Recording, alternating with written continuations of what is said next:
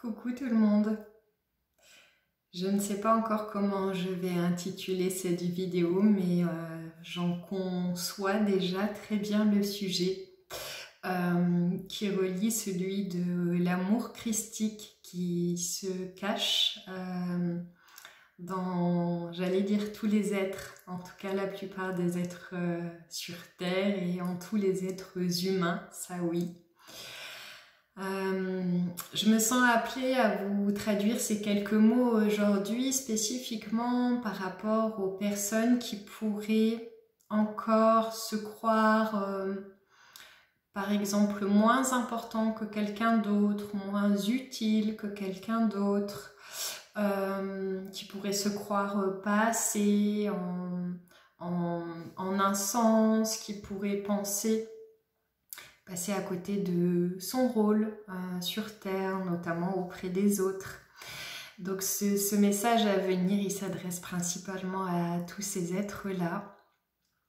C'est pas un message qui vient de moi, c'est un message qui vient de Jésus, Yeshua, enfin voilà, vous l'appelez comme vous voulez. Je sais qu'il a plein de noms, mais une seule essence, et celle-ci on la reconnaît tous. Voilà, moi je dis Jésus parce que c'est le mot qui est le plus couramment employé à son encontre. Donc forcément, si je dis Jésus, je sais que ce sera compréhensible. Ce qu'il veut nous dire, c'est que sa présence est en chacun de nous. Sa présence est par extension l'énergie christique. On n'a pas besoin de chercher à être autre chose que ce que l'on est, qu'on n'a pas besoin de s'inventer des rôles, des missions, des histoires pour être strictement à notre place. On n'a pas besoin d'aller chercher à l'extérieur de nous ce qu'il semble nous manquer. Que ce soit en termes d'être ou avoir, et il dit que si on se relie à lui en nous, alors on s'aperçoit qu'il ne nous a jamais rien manqué en fait. Il dit que personne n'est inférieur à personne, absolument pas, et c'est une énergie très affirmée, c'est presque je défends à quiconque non pas de penser l'inverse, parce que chacun est libre de penser ce qu'il veut, mais en tout cas de l'exprimer comme une vérité, ça il le défend, parce que ça n'en est pas une. Et quand il dit qu'il est en chacun de nous, et que l'énergie christique est aussi cachée en chacun de nous, c'est pas juste une image, ou juste comme une part de son énergie qui serait peut-être plus ou moins là, quelque part en nous.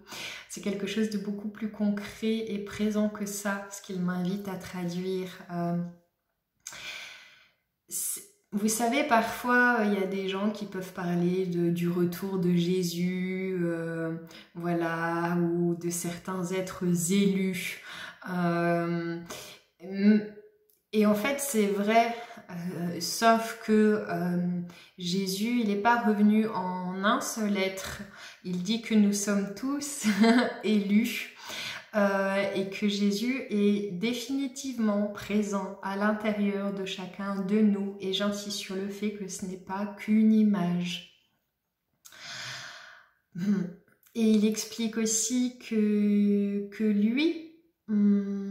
et encore une fois l'énergie christique qu'il incarne, sont souvent justement cachés dans des êtres qui sont très discrets, et que c'est certainement pas ce qu'on entend le plus parler, qui sont forcément plus porteurs de l'énergie de Jésus, Yeshua, que d'autres. Et que, voilà... par exemple, je vais parler en termes d'action ou de métier. Quelqu'un qui serait maçon, quelqu'un qui serait éboueur, quelqu'un qui serait jardinier. Jésus n'est pas plus présent dans une activité qu'une autre. Donc par exemple, si on croit qu'il faut être guérisseur ou enseignant ou je ne sais quoi pour incarner son rayonnement, absolument pas. Parfois c'est loin de ça même.